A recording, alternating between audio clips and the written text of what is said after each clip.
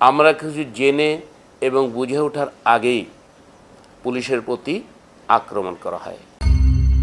সাবেক আইজিপি বেনজির আহমেদের পরপরই বিপুল অবৈধ সম্পদ নিয়ে এবার আলোচনায় এসেছেন পুলিশেরই আরেক বড় কর্মকর্তা ডিএমপির সাবেক কমিশনার আসাদুজ্জামান মিয়া। বিভিন্ন গণমাধ্যমে এরই মধ্যে উঠে এসেছে তার নামে বেনামে গড়া শত শত কোটি টাকার বিবরণ। এসব নথি অনুসন্ধানে গিয়েই যেন কেঁচো খুঁড়তে সাপ বেরিয়ে এসেছে। আসাদুজ্জামান মিয়া ও তার স্ত্রীর সন্তান ছাড়াও বোন ভাগিনা, শ্যালক শ্যালিকা, এমনকি বাড়ির কেয়ারটেকারের নামেও শত শত কোটি টাকার সম্পদ। অর্থাৎ মিয়া সাহেবের বাড়ির কেয়ারটেকারও বনে গেছেন শত কোটি টাকার মালিক। কি নেই তার? খোদ রাজধানীতেই আলিশান বাড়ি, ফ্ল্যাট, জমি এবং প্লটের ছড়াছড়ি আছে। ঢাকার বাইরেও একরের পর একর জমি, শেয়ার বাজারে বিনিয়োগ, স্বর্ণ ব্যবসা, পরিবহন ব্যবসা, এমনকি জাহাজের ব্যবসাতেও আছে বিনিয়োগ। রাজধানীর সিদ্ধেশ্বরীর আমেনাবাদ হাউজিং এলাকা, বর্তমানে আবাসন প্রতিষ্ঠান রূপায়ণের অভিজাত হাউজিং প্রজেক্ট রূপায়ণ স্বপ্ননিলয় আবাসিক। এখানকার ৩ নম্বর ভবনের ৬ষ্ঠ তলায় প্রায় ৪,০০০ স্কয়ার ফিটের একটি রাজকীয় ফ্ল্যাট রয়েছে আসাদুজ্জামানের। G5 নম্বর ফ্ল্যাটটি নিয়েছেন তিনি তার একমাত্র কন্যা আয়েশা সিদ্দিকার নামে। ন্যূনতম ৩ থেকে ৫ কোটি টাকা পর্যন্ত এখানকার এক একটা ফ্ল্যাটের দাম। ফ্ল্যাটে যদি যে কেউ একজন থাকে তার অন্তত ২০ লক্ষ টাকা তার মাসে খরচ আছে। ভাড়া কত হয় এখানকার একটা? ভাড়া তো মনে করেন যে প্রায় ১,৮০,০০০, ১ লক্ষ। আমার ফ্ল্যাট তো হচ্ছে ৪,০০০ স্কয়ার ফিটের, ৬০৫ জি। না, এখানেই থাকে। পাশেই রাজধানীর আরেক অভিজাত এলাকা রমনার স্কার্টন গার্ডেন, ১৪ তলা বিশিষ্ট অ্যাপার্টমেন্ট প্রিয়নির। এখানেও রয়েছে ১৯৩৩ বর্গফুটের ২টি বিলাসবহুল ফ্ল্যাট। তবে সেগুলোও মিয়া সাহেবের নামে নয়, অন্যের নামে। এই ভবনের ১১ তলায় ১১ এ এবং ৩য় তলায় এই ফ্ল্যাট দুইটির অবস্থান। শোনা যাচ্ছে অচিরেই বিক্রি হবে এগুলো। সম্পূর্ণ আবাসিক এলাকা ও আবাসিক এই ভবনের ১১/এ নং ফ্ল্যাটেই দেখানো হয়েছে আসাদুজ্জামান পরিবারের মালিকানায় শেপইয়ার্ড কনসোর্টিয়াম লিমিটেডের অফিসের ঠিকানা, যার চেয়ারম্যান মিয়া সাহেবের স্ত্রী আফরুজা জামান আর তার বড় ছেলে আসিফ শাহাদাত ও ডাক্তার কন্যা আয়েশা সিদ্দিকাকে করা হয়েছে পরিচালক। তবে কোম্পানির তথ্য অনুসারে সেটির চেয়ারম্যান আফরুজা জামান পরিচালক ছেলে ও মেয়ের বসবাসের ঠিকানা হিসেবে দেয়া হয়েছে ধানমন্ডির এই ভবনটিতে। ডিএমপির কমিশনার থাকা অবস্থায় ধানমন্ডির ১২ এর এই বাসাতেই থাকতেন তিনি। তবে ইদানিং আর আসেন না তিনি বা তার পরিবারের কেউই। নিরাপত্তারক্ষীরা জানান গত ২ মাস আগে সর্বশেষ দেখেছিলেন তাকে। বর্তমানে ফ্ল্যাটটিতে কেউ বসবাস করছেন না বলে জানা যায়।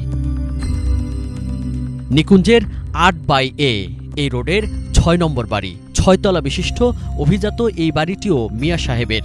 তবে এটিও তার নামে নয়, যুক্তরাষ্ট্রের বিশ্ববিদ্যালয় পড়ুয়া ছোট ছেলে আসিফ মাহাদিনের নামে। সাংবাদিকদের আনাগোনা বাড়ায় সম্প্রতি বাড়ির সামনে গেট থেকে নেমপ্লেট মুছে ফেলা হয়েছে। আলিশান এই বাড়িটি ১০ কাঠা জমির ওপর নির্মিত। পুলিশের কমিশনের বাসা এটা। হ্যাঁ, কমিশনার কি এখানে আসে? হ্যাঁ আসে। কবে আসছিল? এই বন্ধ আছিল তো। তাই? কারা কারা থাকে এখানে? অনেক মানুষ থাকে তো। আফতাবনগরের সবচেয়ে বড় জমির মালিকও মিয়া সাহেবের ছোট ছেলে আসিফ মাহাদিন। এইচ ব্লকের ৮ ও ৯ নম্বর রোডে একসাথে ২১ কাঠার প্লট নিয়েছেন ছেলের নামে। তবে এসব দেখভাল করেন তিনি নিজেই। একদিন আইছিল পুলিশ কমিশনার, তারপরে আমাদের ম্যানেজার আরও লোকজন আসছিল, তারা বলছে যে এটা পুলিশ কমিশনারের জায়গা, রুম সরাইতে গো। হাউজিংয়ের লোক আসছিল, তারা এসে এগুলো সরাইছে আমগো তারপরে তারা বাউন্ডারি করছে। তারপরে আমি জানি যে পুলিশ কমিশনার। এটার নাম আফতাবনগর। ১,৩০,০০,০০০ করে এটা চলতেছে বর্তমান, আরো বেশিও গেছে। আফতাবনগরের সবচেয়ে বড় বিল্ডিং হলো এই যে 18 কাঠা। 18 কাঠার হচ্ছে কোনো বিল্ডিং নাই, এ পর্যন্ত হয় নাই। ও 18 কাঠা একসাথ করতে অনেক কষ্ট হয়ে গেছে। আর এখানে তো 21 কাঠা প্লট, বিশাল প্লট। হাউজিংয়ে তো কাউকে একসাথে এত জায়গা দিতে পারে না, আমার মনে হয় না। যে বাবা কুনি ওনার মতো করে নিয়ে নিছে, এখানে 21 কাঠা প্লট একসাথে 4টা প্লটে একসাথ করছে, কিন্তু কেউ আজ পর্যন্ত এখানে পারে না এইভাবে। বসুন্ধরা আবাসিক এলাকার এল ব্লকে স্ত্রী আফরোজা জামানের নামে 6 তলা বাড়ি। বর্তমানে ভবনটিতে একটি স্কুল চালু রয়েছে। জোয়ার সাহারায় রয়েছে 6 তলা বাড়ি। মোহাম্মদপুরের রামচন্দ্রপুরে মেয়ে আয়েশা সিদ্দিকার নামে 5 কাঠা, একই এলাকায় শালিকা ফাতেমাতুজ জোহরার নামে 4টি শরিক মালিকানায় 10 কাঠার, আফতাবনগরে নিজ নামে 5 কাঠার প্লট, একই এলাকায় বড় ছেলে আসিফ শাহাদাতের নামেও 5 কাঠা, ছোট ছেলে আসিফ মাহাদিনের নামে 5 কাঠা, শালিকা পারভিন সুলতানার নামেও রয়েছে 5 কাঠার প্লট। 8893 নম্বর দলিলে 2019 সালের 15 সেপ্টেম্বরে যা সম্পাদিত হয়। পূর্বাচল জমির কারবার করা মানুষদের মুখে মুখে পুলিশের সাবেক এই কর্তার জমির ফিরিস্তি। 3টা বলট এমুরে 2টা ওই একটা গোডাউন বানাইছে গাড়ি থই ব্যাংক কোলারা বাড়া নিয়ে তো মনে হেডি জানো লাইলে ঠিক আছে 406 বি এইটা বি এই যে তাহলে এই যে এইটা গোডাউন এই যে এটা কি 7.5 কাঠা পাইছিল না 10 কাঠা? 10 কাঠা সব এইটা 10 কাঠা, এই দুইটা 7.5 কাঠা, এইটা 10 কাঠা। এই প্লটটা তার মানে হইছে না হাইরে তো এটা বরাদ্দ পাইছে। এই যে এটা 10 কাঠা, ঠিক আছে। এটা হলো ওই যে নীলা মার্কেট ভাঙ্গের পর মসজিদের হানে, ঠিক আছে। এই মসজিদটা তৈরি করছে প্লট এইটা, এই যে এটা এর সামনে প্লট নাম্বার কত? আচ্ছা আমরা নাম্বারের দরকার না, আমরা জিগাইলে দেখাই দিব, সবাই জানে। 1 নম্বর সেক্টরেই তার প্লটের সন্ধান পাওয়া যায় 6টি। কয়েকদিন আগে বিক্রিও করেন 2টি প্লট। বিক্রি করেন 203 নম্বর রোডের 7 কাঠার প্লটটি। নিউ টাউনে 406/B রোডের 3 নম্বর প্লটটি তার মেয়ে আয়েশা সিদ্দিকার নামে। 10 কাঠার এই প্লটটিতে বর্তমানে একটি শেড করে রাখা হয়েছে। তার পাশেই 409 নম্বর রোডের 7.5 কাঠার প্লটটি তার ছেলের। এর সাথেই 14 নম্বর প্লটটিও তার আরেক ছেলের নামে। 7.5 কাঠা করে এই প্লটগুলোতে আসাদুজ্জামান মাঝে মাঝেই আসেন। কিছুদিন আগেও দেয়াল তুলেছেন। তবে স্থানীয়দের বিস্তর অনুযোগ তাকে নিয়ে।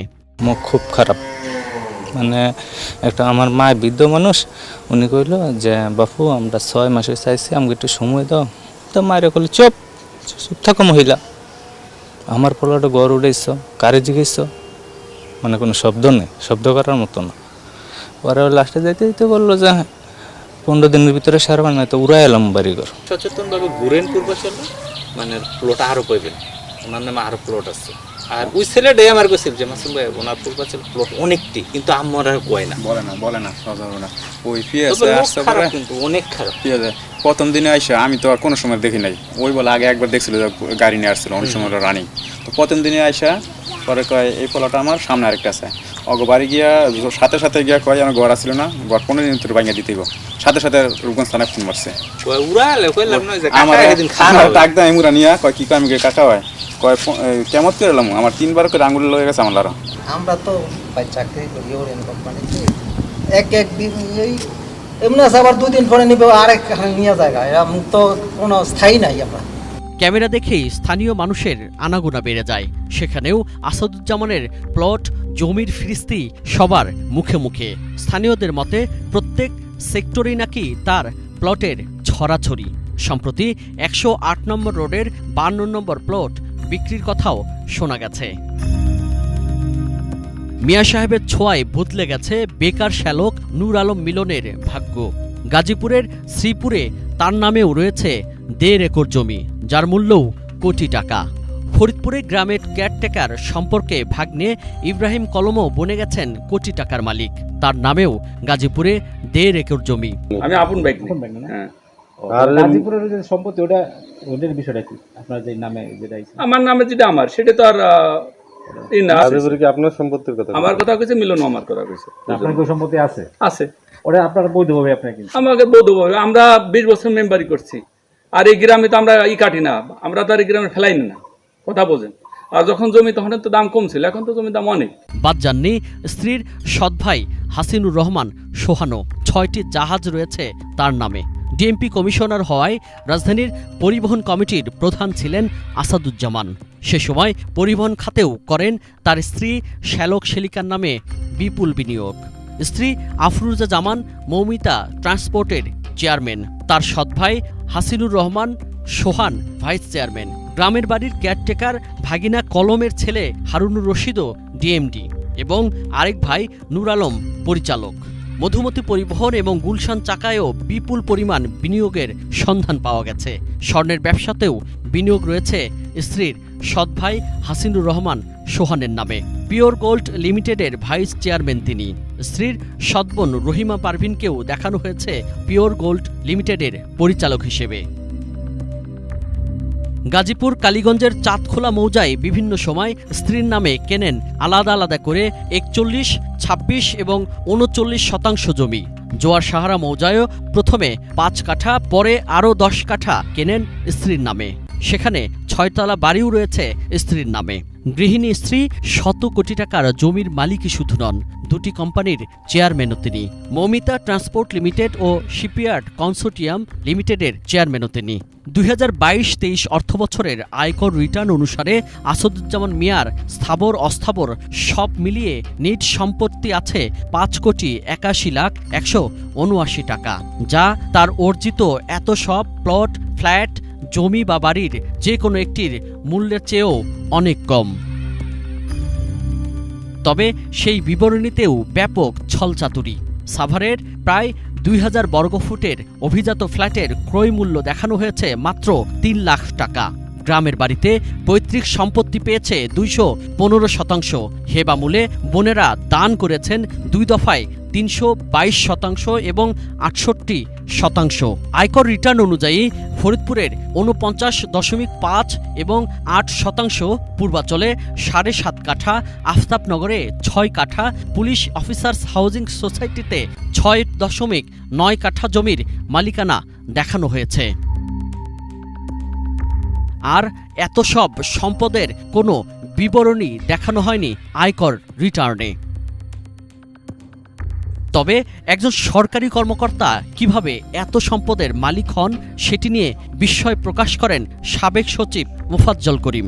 প্রশ্নই আসে না, বললাম তো, একজন ধরুন সচিব, আমি নিজে সচিব ছিলাম সেদিনে, বলছি সচিবের তার হক হালালি উপার্জন, যেটা হক রাস্তায় ন্যায়পথে, সেটা কি? সেটা তার বেতনটা, এবং বেতনের সঙ্গে যদি কিছু ভাতা থাকে সেই ভাতা, সে সরকারি ভাতা হতে পারে।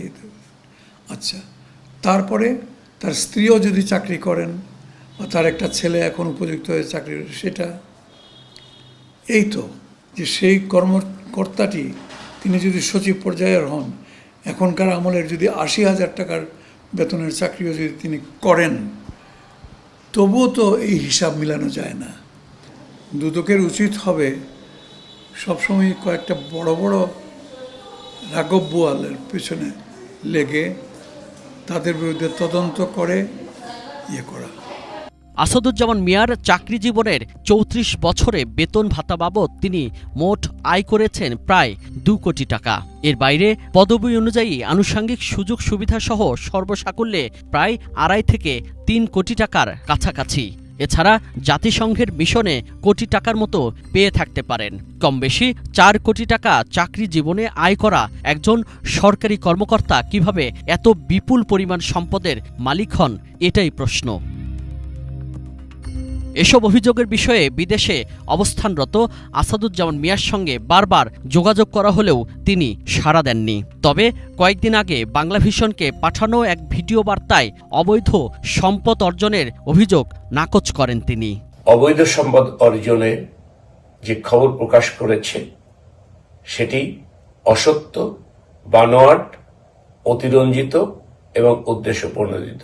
জ্ঞাত আয় বহির্ভূত সম্পদের বিষয়ে আসাদুজ্জামান মিয়ার স্ত্রী, পুত্র ও কন্যাদের ফোন করা হলে তারাও এড়িয়ে যান বিষয়টি। ডিএমপির 33তম কমিশনার হিসেবে আসাদুজ্জামান মিয়া দায়িত্ব পালন করেন 2015 থেকে 19 সাল পর্যন্ত। পরে 3 বছর চুক্তিভিত্তিক ছিলেন জাতীয় নিরাপত্তা সংক্রান্ত সেলের প্রধান নির্বাহী কর্মকর্তার পদে। অবসরের পরপরই বেরিয়ে আসে পুলিশের চাকরি করে তিনি নামে বেনামে গড়ে তুলেছেন অবৈধ সম্পদের পাহাড়। গ্রামের বেকারও হয়েছেন কোটিপতি শুধুমাত্র আসাদুজ্জামানের আত্মীয় হওয়ার বদৌলতে। সুজন মাহমুদ, বাংলাভিশন, ঢাকা।